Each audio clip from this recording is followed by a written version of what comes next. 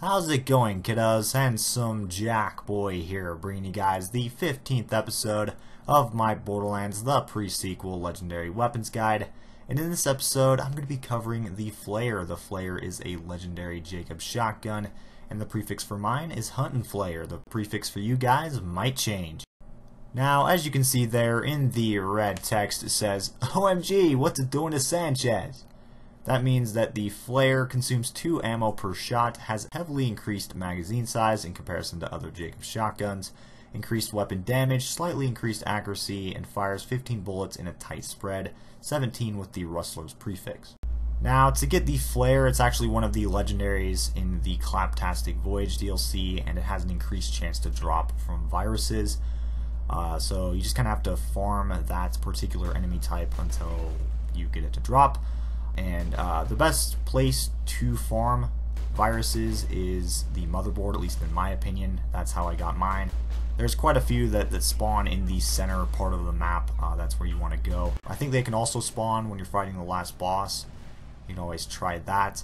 But I think the motherless board is the best way to go. It didn't take me very long to get mine. It only took me a few tries. I was actually kind of shocked. I thought it would take a while because, you know, when you have a legendary that has an increased chance to drop from an enemy type rather than a boss, you'd think that it's kind of harder to obtain. Like, take the Cobra on Borderlands 2, for example. It's just like this gun in that you have to farm a specific set of enemies and not like the usual farm this one specific boss-like enemy to get it.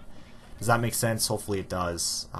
Usually what I try to explain doesn't come out the way I want it to. But yeah, anyways, moving on to what I think about this gun. I have to say this is actually a really good shotgun. I was kind of a fan of Jacob's shotguns anyways, so this thing just fits right up my alley.